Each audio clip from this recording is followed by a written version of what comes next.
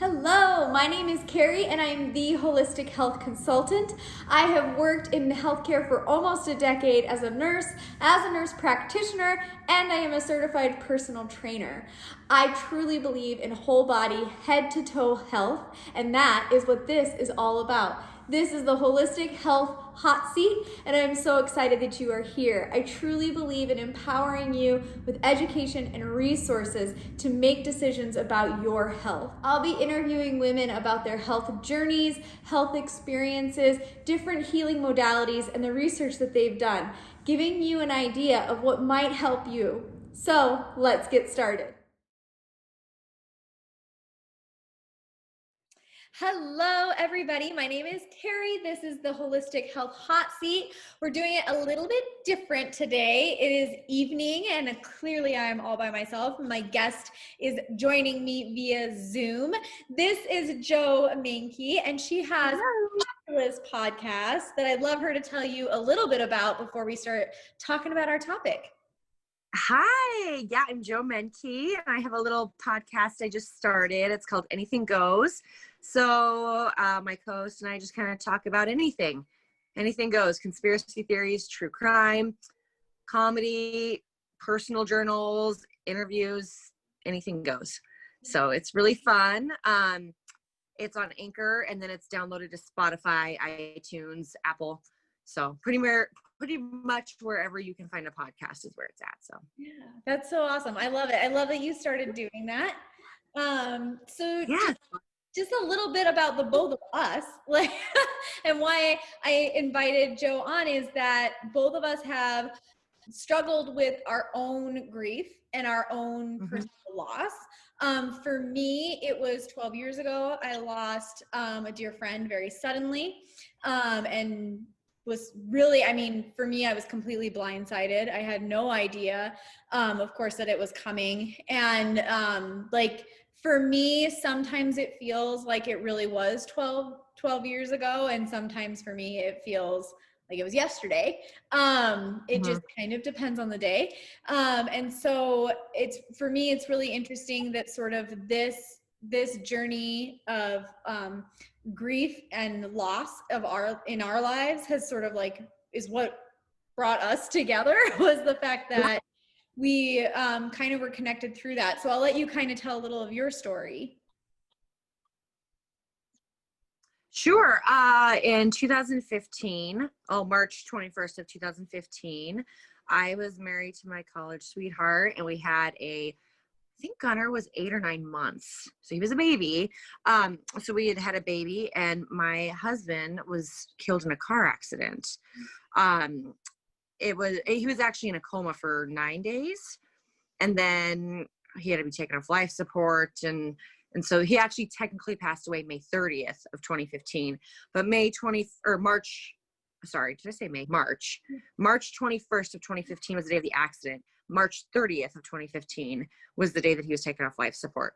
But I do consider March 21st to be the day that he passed. Just because when he was in his coma for the 9 days, there was no brain activity. There was a machine making his heart pump. He's somebody that you actually knew as well. Yeah. And so it's actually how you and I kind of met too, is our shared grief with you losing your friend, but then also like you knowing Matt and that being a loss as well. Like our connection, the fact that I went to high school with Matt, your husband, and actually the person that I lost was also in high school with me, with Matt. Yeah. And I don't know that I've ever told you this, but as you were talking, it made me think of it. I came to Matt's funeral, and you guys had his funeral where we had hers as well. That is wild. So I didn't know Chelsea. I think Matt actually went to her funeral. Did she pass away in 2008? Yes. Yeah. So he and I were living together at that time, and he actually went to the funeral. I didn't know her, so I didn't attend her funeral, but I do remember you being at Matt's funeral. Yeah. So it's so bizarre. Yeah. It's so weird. I can remember pulling up to that church at Matt's funeral, and I didn't realize it at first when they told me where it was. I had no idea until I kind of pulled up and parked and started walking toward the building. And I just thought, holy You're like, shit, oh my gosh, again. this is no way. And and then I don't know about you, but moments like that is what brings me like right back to that day. Absolutely. I actually had belonged to that church, and I mean, it's bizarre. So with coping, things like that, I pulled away a lot. So I actually stopped going to that church. It was just too hard for me. That was a church where I was married. And then that was a church where I had my husband's funeral. And it was like, it was just a good way for me just to say, I can't go to this church. Like, it was way too many memories. I just couldn't do it. So I had to find a new church, which sounds terrible because they were amazing people. They helped me. They did everything, but it was just way too painful for me. There was a lot of things that I just had to kind of, for my own mental health, I had to say, like, I can't do these things anymore. That was a different chapter of my life. And they're not things I wanted to do without my husband, if that makes sense. Yeah, absolutely. Yeah. I'm glad that you brought up coping and mental health, because of course that's why I asked you to kind of have this conversation, because I think that, well, first of all, we're both young. And so people our age don't always have that same experience. And so it's almost like, I always think of it as a way to like help people like before it happens, like, you know, it can happen to you. And like, just that realization too, of like, you're not invincible, because I think that until you have these experiences, and I never wish them on anybody, but until you have these experiences, you won't understand and you won't know kind of that, like, it is, and I forget it all the time too. I forget all the time, like, to tell people I love them. You know, and then I'm like hit in the face with like, this happened and I didn't get to tell her that. You know what I mean? And it's like, so I forget it too. And so I think it is good to talk about, like, okay, for your mental well-being, what did you need to do, and how did you need to cope? I love that. And like, sorry. That's okay. And like, you know, just knowing for you, and I guess maybe you can like kind of speak on this. I know for me, when it initially happened, I almost acted like, probably for like the first year or two, like it didn't happen, because I think that, for me, grief was like the thing that definitely, and I probably wasn't dealing well with mental health before, right? And then this hit, and then I didn't deal well with it afterward either. Right, and exactly. So I don't know if you want to speak a little bit to that as well, as like, what did coping look like that was unhealthy for you? And then kind of, where did you hit a place where you were like, okay, I need to turn this around? Yeah. So I would say that my way of coping was to pretend that it didn't happen, which is I would never recommend that for anybody. So for me, when it happened, I was kind of like, oh, okay, I'm fine. I'm totally fine. So when he died, I lost my home, lost my car, lost my dogs. He was the sole income provider. So lost my income. My whole world basically crashed down around me. So I had been sleeping a lot. And my mom had told me, she said, you don't have to be okay with this. Because in my head, like, I had this thing where I had to be positive about it and like make it totally okay for everybody else. And so that was really damaging for me and my emotional health, because I didn't want anybody else to feel bad or to be upset. And so I would just say, look, like, it's fine. Like, everything is fine. Even though I'd lost my income, my home, my dogs, my husband, my car, like, lost everything you could ever imagine, I would still pretend like I was fine. Jeez. Like, isn't that crazy? Yeah. And I think that it speaks to like, definitely not on the same level as you, but like, I think we all kind of like want people to be comfortable in our space, right? And so exactly, and that's what I know that's what I did. Like, I didn't tell a lot of people what happened, and sometimes still it takes me a while till I'm like friends with somebody before I will tell them, you know, like, hey, absolutely. I'll talk about Chelsea a lot, but like, I don't always do it in like past tense, or they don't catch it. So I don't tell people about it. And I think that that's a piece of it, right? Is like, I don't want you to be uncomfortable by this really sad story. Yeah. Why do we feel like we have to make other people comfortable? I don't know, especially when you're dealing with something that's that heavy, right? Especially for you. And I think even and we kind of talked about this before we hopped on a little bit. Like, I think for me, it was like, I wanted people to be comfortable, but like also there was a part that was like, okay, she was just my best friend, right? But like her sister lost her sister and her mom lost a child. So it's like, I'm not right. fine. Right. You compare your grief to that. And so you like, that was also a piece of like pushing it down of like, I don't want to tell you a sad story, but also my story is not that sad comparatively. Right. Which is so messed up, because that's exactly like how I feel. Yeah, I lost my husband, but then I think like, I didn't lose my dad. I mean, his parents lost a child. And so part of me always felt really guilty for being like having such an issue and having such a hard time, because, and especially with his parents, because they lost a child, which you can't even get any worse than that. No. You know what I mean? No. But then, yeah, you bury it down when you compare your grief. And like we had talked about earlier, grief is grief. Right. Like grief hurts no matter what your relationship is to that person, grief hurts. Yeah. And I think too, like, even like right now, right, with everything going on in this world with COVID and everything else, I think people are grieving different things of like, you know, their absolutely job, they're grieving their problems, they're grieving their habits, their structure, their whatever. Like we're grieving all these things, and that grief is still grief. Like it's different. It's still grief. But it's grief, and you're mourning the loss of something. And so, there's this idea of like, okay, well, it's not as bad as this person's, instead of just saying like, this sucks. This hurts. This sucks. And it's all relative. So your pain is real to you. And it's the biggest disservice you can do for yourself is to say, yeah, this hurts, but it hurts way worse for that person. Like, which is what I would always do. Like, well, at least I didn't lose a child. Like, oh, at least I didn't see it happen. So it was a way to like minimize my pain, which is probably a coping mechanism. Yeah. But no, like if you're in pain, you are in pain, and it shouldn't be.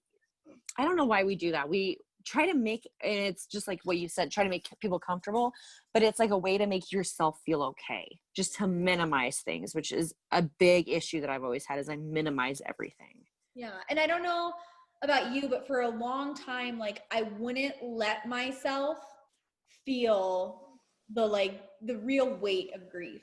And now, now I think I've come to a point like, and I don't know about you, but this is like the best way I can describe it to people, of like how it hits in waves. But like I will be fine. And then I can distinctly remember, it wasn't long after she passed away, probably within the first 5 years, I can remember one time being in my apartment holding, it was like a shirt of hers that I had, because we lived together. So of course, naturally, I had a wardrobe, and so I had a shirt. Yeah. Did you lived with her when this happened? No, we had just moved back home. Wow. And so I had a shirt of hers, and I was like laying in my apartment, because I lived alone at that time, and I was just sobbing, and it was just the sound. I wish I could describe the sound of that sob, and I've only ever heard it from other people who have lost somebody, but it is guttural, like it's from the gut. And I still not as much, but I still sometimes have that like wave, and that's how I have to explain it to people, is like it's that it's like getting hit where you're laying on the floor sobbing, and that's it. And like I said, now it doesn't happen as often, but it still comes in those waves of just this like punch in the gut. Yeah, absolutely. And that's the best way to describe it. And like you said, the waves don't make sense. But for me, I would say that COVID, which again, I was minimizing, it's fine. It's fine that I'm laid off my job, not at school, and that I'm at, look, one day I'm at work on a Friday, and then on Monday I'm a teacher. COVID was a trigger. And if you're somebody who's dealing with grief anyways, I feel like COVID's got to be a huge trigger, because you've lost everything all at once. And I will say that the last 6 months since COVID's happened, I've had a lot of, I would say like relapses with pain. Like Mm. it's been on my mind way more. And I think it's just like a trigger of a whole new life again. That's what it feels like. Oh, sure. For you, I mean, Yeah. and you talked, you kind of, to me, it sounds like maybe went through some depression with like, you were sleeping a Oh lot. yeah. And then Yeah. what was it that your mom said to you? Cause I think I missed that you cannot be okay. Oh, And got you a it's therapist. okay to not be Yeah. okay. Yeah. Mm-hmm. And then you went So, to therapy. That kind of when the healthy coping started, or was there still some time there? well, not really, because, and this is something that I also don't recommend, is I went to therapy one time and I was like, you don't understand. Mm. Like, I felt like nobody understood.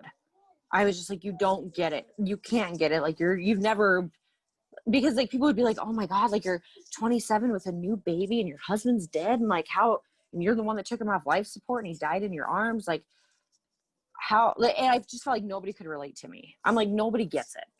And so it felt totally pointless. So I went one time and I was like, you know what? I'm not even doing this. But I was having severe PTSD, like the flashbacks. And I mean, because I saw a lot of stuff that I wish I hadn't seen. Like I saw a lot. And then just all of that. So I was put on some medication, which I was put on PTSD medication, which as of 2 weeks ago, I finally just got off of. Oh, It wow. has taken me almost 6 years to get off this medication. Because now I'm like, okay, I think I can do this. But you know, if I start to have issues and nightmares and all of these issues again that pop up, I'm going to have to go back on it. Yeah. But I did a lot of work for myself, Mm. researching PTSD, and I have a degree in psychology. Oh, And wow. so at least that gave me a base for what I was feeling. Yeah. But, the most frustrating part, and I know that you probably understand this too, is when you're grieving, you feel like nobody else understands your experience. Yeah. You know what I mean? Yeah. Yeah. You're like, nobody gets it. Yeah. And I think that it's the best advice that I got from a therapist, because I did the same thing. I went to therapy and was like, whatever. And then Yeah. Like you don't get it. Yeah. Yeah. Yeah. Yeah.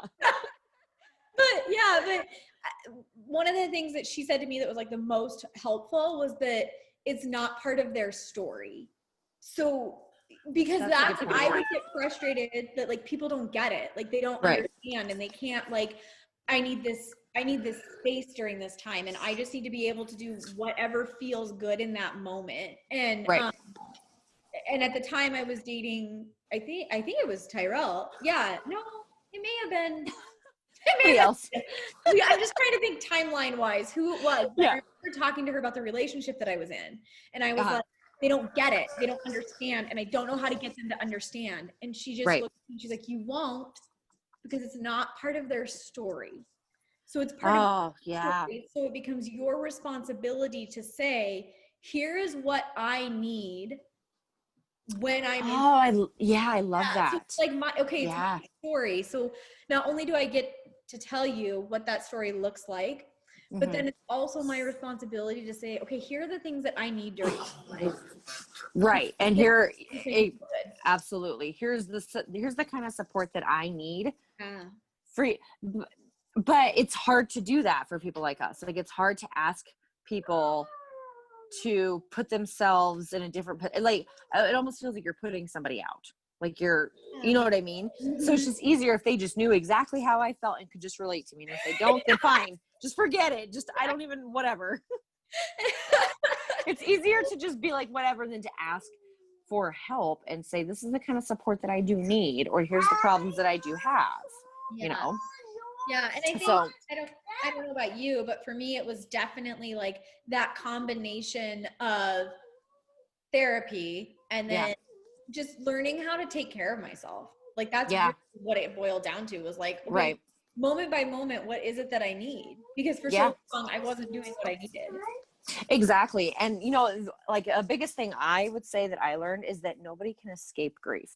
Like there's a cycle to grief, there's stages.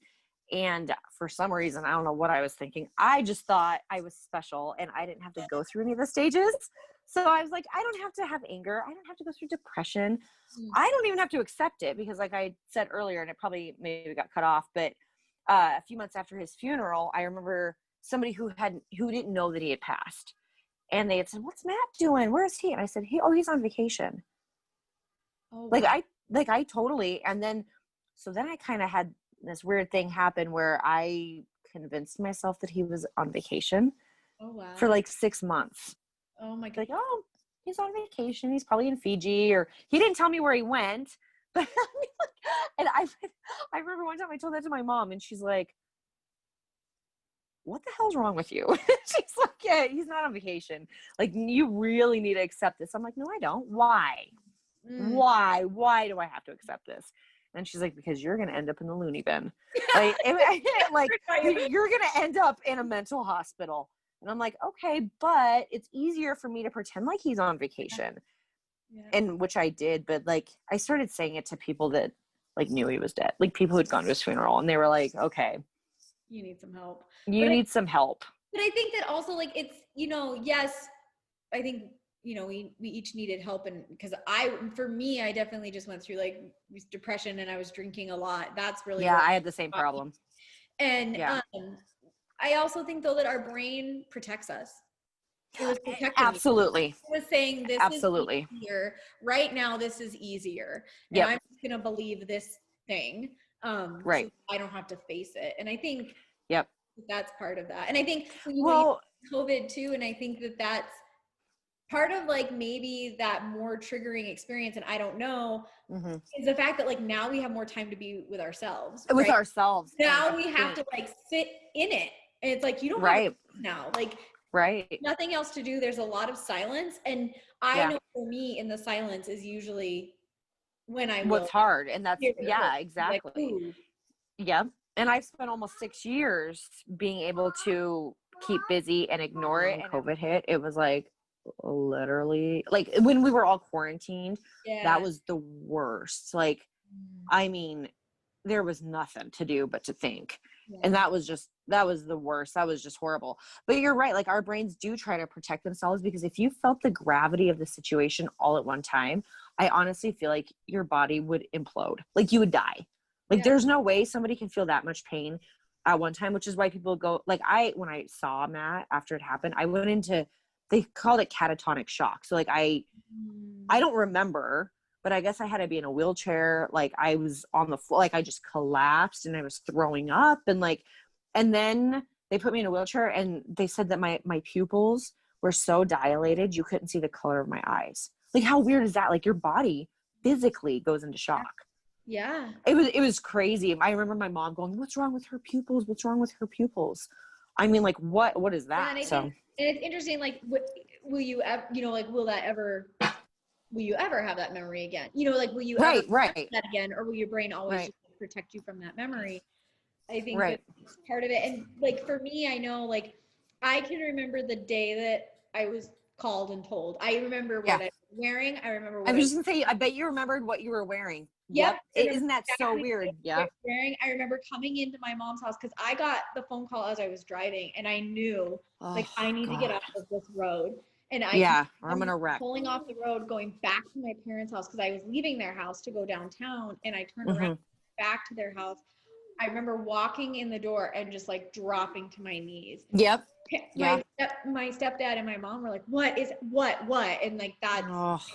So I can remember that. I can remember the funeral and what I wore to the funeral. But like other days around it, no memory of. And I can't tell you like from when I found out to her funeral, like how many days was that? I don't know. Right. I don't know. Yep. I actually don't remember the day of Matt's funeral at all. Well, and like literally, like I don't know what day his funeral was. I can't remember if it was April 3rd or April 5th or 6th. I actually have no idea. Right. I have no clue. Like Matt, that might be better. Like your memories of Matt don't need to be that, right? Exactly. Yeah, exactly. And it's like, thank God our brains are so amazing that they do know how to protect us. Yeah. But then it is frustrating at the same time. But, maybe that's not like something that you really need to know, Yeah. Like that's not something you really need to process. That's not an important date, like you have to remember. Right. Like, how have you like worked through that with him? Like, what does that look like for him? With Gunnar. So I have always been very open and honest with him about who his dad is. He knows that, Daddy was in a car accident and he hit his head really hard. And then he had to go and be with Jesus because it was just too big of a boo-boo for Jesus to be able to fix, and that Jesus needed him in heaven. And that's the extent of what he knows. We do have pictures of Matt. He knows, Matt's name. He knows his dad's in heaven.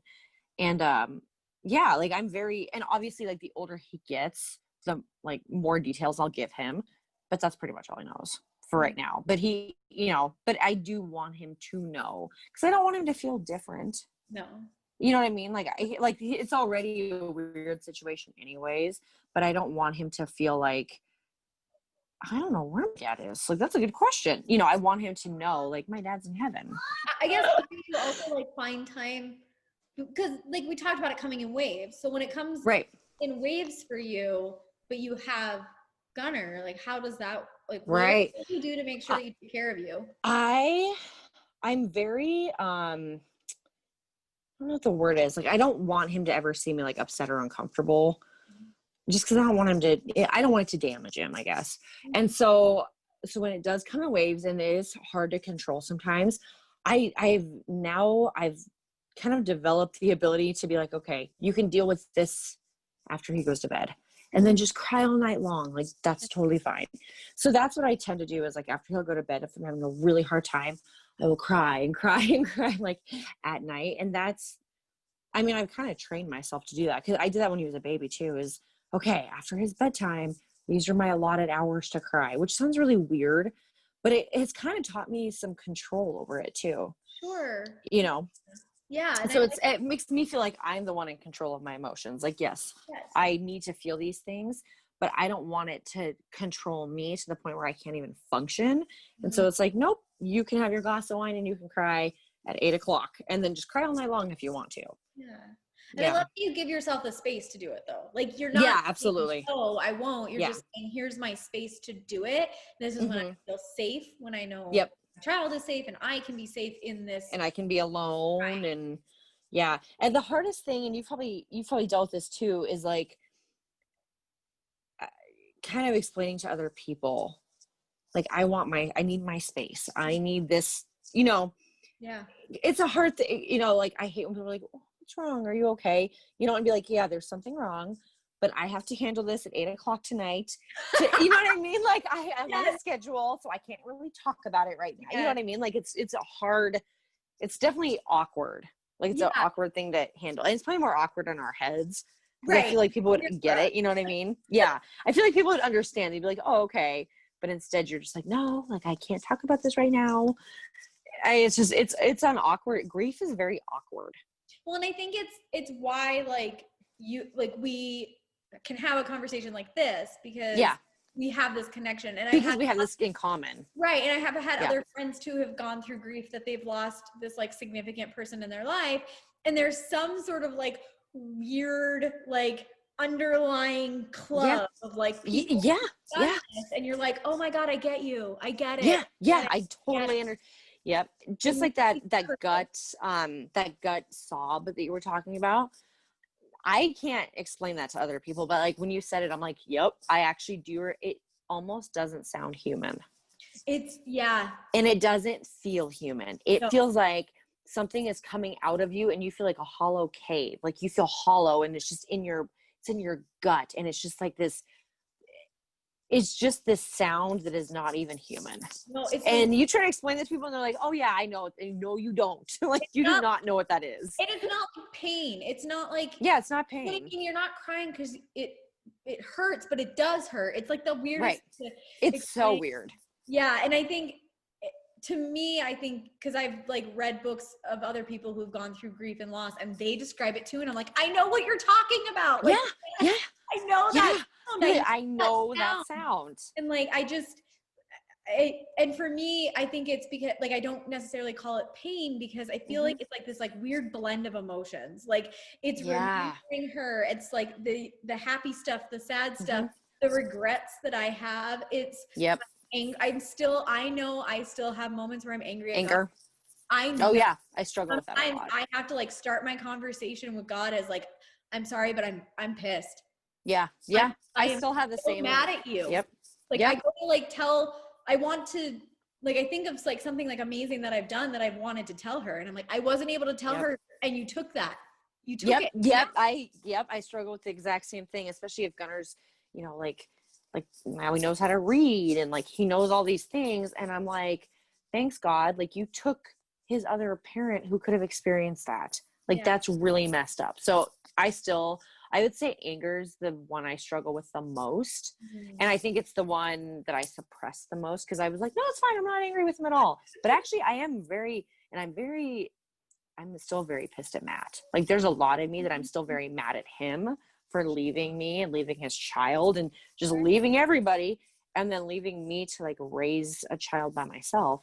So but at the same time, I'm like, okay, you know, like he died.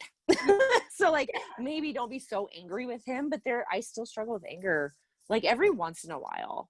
Yeah. But it's definitely getting better. Like the grief in the family doesn't have to be logical. And I think, it's very illogical. The best thing I ever heard from a pastor, and I go to Fresh Life and I don't know if it was Pastor Levi or not, because I know that he has had significant grief in his life, but they said like, God's a big boy and he can handle your anger. Like it's okay. Oh, I love that. And I was like, that's what an interesting perspective, because it's like, God knows my heart. And so if I came to him and I was like, no, I'm not mad. He would know you are. Girl, I know you're mad. Right. Like, you're mad. Like, you're totally mad. I know it. You're mad as hell. Like, let that out. And so I think there's like this weird balance that you end up having of like, I'm mad, but like, I'm trusting you. I don't get this, but I am trusting you. But I'm trusting that you know what the best plan is, or like what the plan is for my life. Yeah. And like, I think that there are beautiful things that come from that. Like, you know, the idea that I think that she's seeing everything that I am doing and I don't have to call her and I can talk to her. I still get to talk to her all the time. Whereas maybe if she was alive, I wouldn't, you know, like, cause I'd have to like sit down and write a text message or I'd have to call her. Right. And now that's actually a really good point too. Yeah, is that she already knows what's going on. Yeah. You're driving in my car. Like, hey, guess what? Yeah. And she knows, you know what I mean? It's almost like, and this is weird too, but it's almost like you develop a relationship with somebody who's no longer alive. But like there are moments where like I've had conversations with Matt that were more deep than when I was married to him.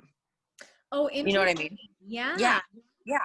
I mean, they're very one-sided. I mean, I feel that he's there. You know what I mean? But like, obviously it's a very one-sided conversation. Like one of us is doing all the talking, but but I can feel, you know, I feel it. And I also feel a lot of it when I go to church. Sure. Like that's been very, very helpful. I feel Matt's presence. I feel God's presence. And I've only gone to church off and on the last like 5 years. Like it hasn't been something I've been strict about, but when I do go, I absolutely feel like more of a connection, and I feel more okay with everything. Yeah. And I think that there is a connection. And I know that this was Pastor Levi, because one of the reasons I started going more routinely to Fresh Life was his book, Through the Eyes of a Lion. I don't know if you've read that book, but I recommend it for you. It is his story of losing his daughter. Oh gosh. Wow. Yeah. It's beautifully written. And so like, that's part of why, you know, I was getting more into that church. And one of the things he said was that there's a connection between, you know, his daughter and God, and then him. So he speaks to his daughter almost through God. And there's like now this channel of like, I'm connected still to Chelsea because she's connected to God and I'm connected to God. And so there's this chain of like, and I just think that's beautiful to like think of this like amazing chain of like connection of like, and I love that. I don't understand, and not that I you know, judge anybody or whatever. I don't understand how somebody can go through any sort of grief and not have that relationship with God, because for me, I couldn't have done it. Like Right. the only reason I'm even still here is because of God. You know what I mean? Because if I was leaning on my own understanding and my own abilities like that, I wouldn't have lasted a day. Right. And I tried that too. Right. And that goes Yeah. back to our old unhealthy coping, right? Like that's what Mm-hmm. you're trying to do. You're like, I got this. And it was like, Yeah, oh, you don't. I don't know. For me, I'm definitely, I believe in God and Jesus, but I think that, yeah, I don't know how I could have done it without that. And I think that Right. like, even if you don't believe necessarily in that, but believing in just some sort of higher power, I don't think there's absolutely. any way to get through it without, you got to believe like something big is happening. You have to, because there's just no way. And I do remember being like, like God, you put me through so much pain for no reason. Like, I feel like there was just no reason to it. And so I'm just like, I'm done with God. Like, I'm done. Sure. Yeah, well, that lasted a day because I was like, I am a mess. Like, so then I started thinking like, what if I just submit to God and submit that maybe he like knows why. And maybe I shouldn't just lean on my own understanding, because there's a lot of things we don't know. And we're such control freaks. Like, humans are so flawed. And so I did find I had a much easier time with, because I drank a lot. Like I drank to where it was an issue, and I'm sure that you know exactly what that is. Absolutely. I wasn't even able to stop drinking until I was like, okay, like God's going to have to figure this out. Like this is just going to have to, I can't do this anymore. You know what I mean? Yeah. And so now it's like I can drink in moderation and like everything is fine. But for a while it wasn't. And I think I was just trying to numb it, obviously. Yeah. But that relationship, I think there is that like numbing, like you said, like this numbing. And I think because of our ages too, right? Like we were in our 20s and that's what you did.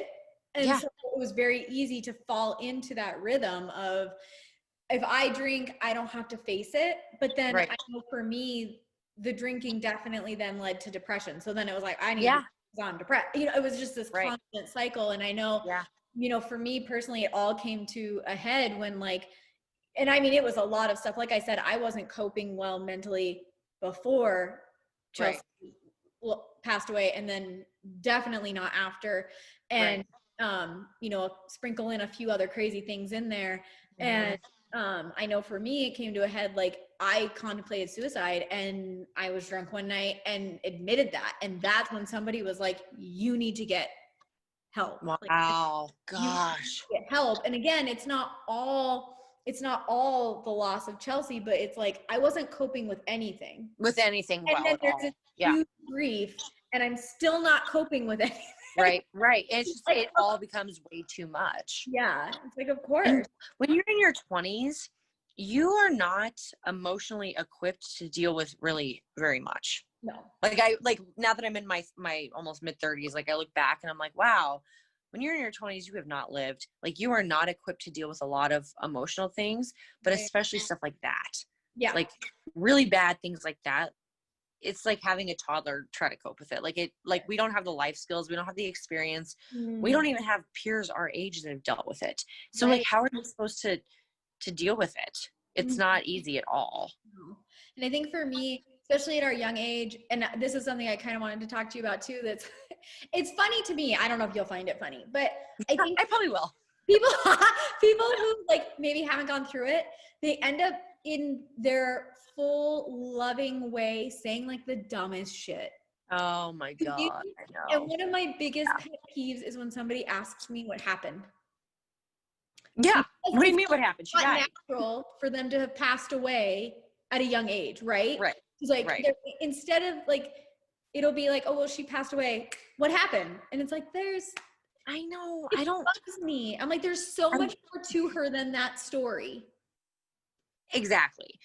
And so with Matt, I still hate when people ask what happened, because it was an accident out of his own error, out of his own poor judgment. And I feel like once people find that out, then they just judge. Oh, sure. Interesting. And I'm like, no, like that's not, like the way he died was not a reflection of his 29 years on earth. Right. And I hate that. Yeah. And so I would get, and I remember getting on to like Facebook arguments with people who didn't even know him, like just judging and like saying things about him. And I'm like, since when are we all reduced to the way that we died, even if it was our fault? I mean, it wasn't. I mean, I don't know that it was his fault. It was an accident. He did something very stupid that caused his death. But I mean, should we all be like, help? Like, God, you know how many dumb things I do every single day? Like, I would hate for people to be like, she's pretty stupid. Like, she died because she slipped and fell in a mud puddle and drowned, like, or whatever. Like, there's a lot of ways that it's like there's a lot of ways I've almost died, that if that was how people remembered me, I would be mortified. There was a way I almost died last week. What was it? I actually thought, I cannot remember what it was. I don't remember. I got stuck in my dress or something, but like legitimately, I couldn't breathe and it was stuck on me and I couldn't get out. And I was panicking. I'm like, I'm going to die. I honestly couldn't breathe. And I'm like, if this is how they find me and they find out that's how I died, I don't want people to know that. So, no, like, I kind of feel like it's an inappropriate question sometimes. Like, oh my God. Curiosity, you just have to be like, I understand that's like, it's weird for you to be like, well, you were in your 20s. How on earth did somebody in their 20s die? And it's like, I get that. But also, like, let me tell you all the other really amazing memories about. And let me share that with you if I feel like it's something I feel like sharing. Yes. Because we're very protective over their memories too. Like, I'm very protective over Matt's memory, and I don't want like his death to be just something that people can judge him for. Right. You know what I mean? Yeah. So I hate that. Yeah. So that was something I wanted to kind of talk to you about, is like, and I don't know if you have one that you want to share, and you don't have to say who it was, but like dumb things that people have said to you. Oh God. Well-meaning. There was something pretty effed up that I won't say who it was. But somebody said to me, and I was just like, are you kidding me? It was at the funeral. And I'm crying. And I remember making the comment to somebody. I don't remember who I made a comment to, but it was overheard by somebody else. And I just said, I don't know how I'm going to do this by myself. Like, this is so hard. Somebody said, well, Matt's best friend is single. Seems like maybe you guys should just get married. And then this would be a lot easier for you both to cope with. And this person was completely serious. And so his best friend is there and we're looking at each other. And I'm like, are you kidding me? Like, what? And she's like, well, that's what they used to do, like in the olden days. And it just makes things easier. And I'm like, okay, no thanks. I mean, very well-meaning advice from people, stuff like that. But then I'd also have people, and it was mostly Matt's friends, that would say, I really hope that you don't ever plan on dating or getting married again and disrespecting your husband's memory. So when I had started, just turned 27, and I had been with Matt since I was 18. Yeah. So he was my first boyfriend I ever had, like ever, my first everything, And so I just thought, like, okay, so am I not allowed to date? And then when I did start dating, it wasn't received well by anybody. And so that made me feel a lot of guilt and a lot of shame. So then I would date, number one, I would date men who were, and I still have this problem, dating people who are not good for me, like not just real pieces of crap. Sure. I mean, a lot of them were, but I then felt like I had to hide that I was dating or that I was talking to, like, I felt like I had to be sneaky, like I was having an affair or something. Like, it was really weird. It was just like an enormous amount of guilt. Yeah. But that's not fair. You know what I mean? No. But it was another way to make everybody comfortable. And I would just be like, no, I'm not dating anybody. I'm totally single. Meanwhile, like, I've been dating somebody for like 8 months and I'm like pretending like they don't even exist. Like, that's so messed up. Well, and it's not beneficial for you either, right? Like, you're suppressing a huge piece of your life. Yeah. Of a very normal life. Right. And I will say that I was in a relationship this last year that ended probably 3 months ago. And it was, I'll have to tell you about it sometime. It was the most messed up, unhealthy, horrible relationship I've ever been in. And I think that a lot of it was because it was me, because I think that this person knew that I was a broken, damaged person and I was struggling. Sure. And so I don't know. I think I attracted somebody who was very, very bad for me and very bad for my mental health at that time. But after that relationship ended, I was like, okay, like I'm attracting this person because I'm struggling. So I need to really work on my mental health so that I can be with somebody who is not like that. Like broken people attract broken people. Right. Because the energy you're putting out is what's coming back to you. Yeah, exactly. It's a not the best energy. Yeah. So so that's another thing with grief too, is you have to be so careful who you allow into your life, because not everybody gives a damn. No. Like there's a lot of bad people out there who just don't care. Yeah. And you should be very, very careful who you allow into your goal. Yeah. And I definitely had somebody who, like, I mean, I thought we loved each other. Definitely say to me, well, that was a long time ago, wasn't it? No. I hate that. I absolutely hate that. I don't, and then what happens too is like, I went like reeling, right? Like I was like, oh my God, has it been long enough that like, I shouldn't be this sad? Like, right. Like maybe I shouldn't even care anymore. Like, oh, is this like, yeah, exactly. Right. Yeah. There's some people that make you feel like that. Yeah. And it's people that you think love you. And so you're like, if you love me and like, you're making that observation, then maybe I am wrong. And like, so you're absolutely right. Like you have to be so careful of who you let into your like life, but then also who you let into that part of your story. Absolutely. And you just have to be very, very careful, because there's a lot of people that'll use it against you too. Oh, sure. Use maybe your unhealthy coping, or like, I know for me, I've only visited, the gravesite twice in 6 years, because it's very it's very traumatizing for me. Like I have a really hard time doing it. Yeah. And so the last person I dated threw that in my face. It's like, oh my God, you have to be so careful who you allow into your life. Yeah. And I think we have to like respect how everybody grieves too. Like everybody's grief is going to look different. Right. Absolutely. We talked about like, okay, there's different types of grief and there's different, losses and types of losses, but also like everybody's grief is going to look a little different. And like, right. And we talked about it coming in waves. Like, you're never going to know what will be the trigger. Like I never know.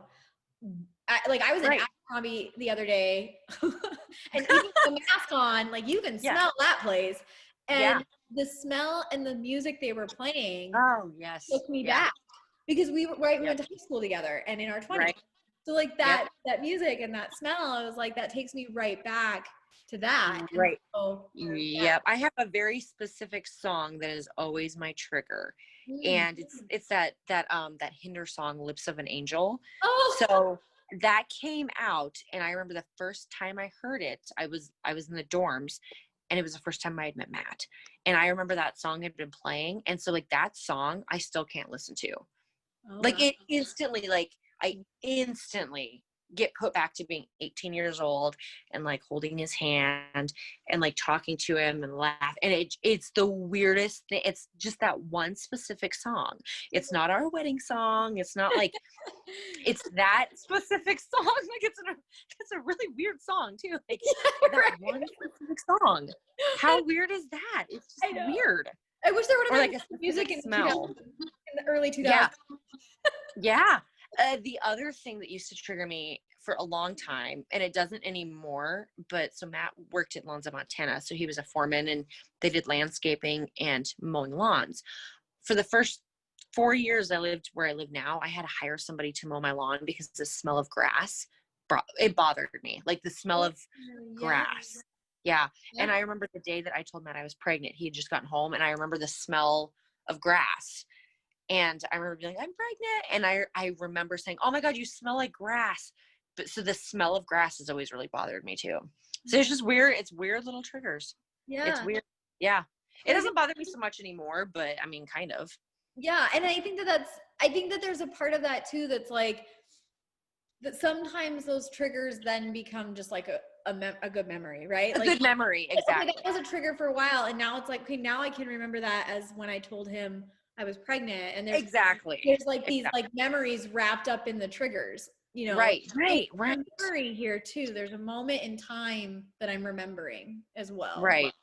And that's actually probably, that probably speaks to being more healed. You know what I mean? If your triggers can be a positive thing, for you to remember somebody, I feel like that's a good way to recognize, okay, maybe I actually am healing. Like maybe the work that I'm doing is actually having an effect and it's actually positive and it's working. Yeah. Absolutely. And memories at the end of the day, that's the only thing that you really have. Like Right. you can lose everything else, but as long as you have your memories of that person and the happy times, then you're very, very blessed. Right. Yeah. But it absolutely makes me feel like, God, I need to be doing more, making more memories. Like you said, stopping and like enjoying life and enjoying people more and telling people you love them. And I mean, because that's extremely important. Yeah. Yeah. And those are the things that you regret too. Like those are the regrets that you have. So I would rather try to live without regret and make everybody feel like they were loved and appreciated. Yes, absolutely. Because I think that's probably my biggest one. Is like I probably didn't say that enough to her. Yeah. I definitely didn't tell her that enough. Right. Exactly. I also don't know that you can always. I don't know that you'll ever be able to tell anybody enough, right? Like exactly. That's how I feel. It's like you can never tell anybody that enough. And so it's like I'm definitely guilty of saying it all the time. Right. But I'm like, I want everybody to know. I love you. I love you so much. Just thank you so much. Thank you for having me. I am so sorry about the interruptions. Oh, that's okay. That's life, right? Yeah, that's life. Hopefully it can be edited. That's okay. Yes, absolutely. So one more time, just let everybody know where they can find your podcast.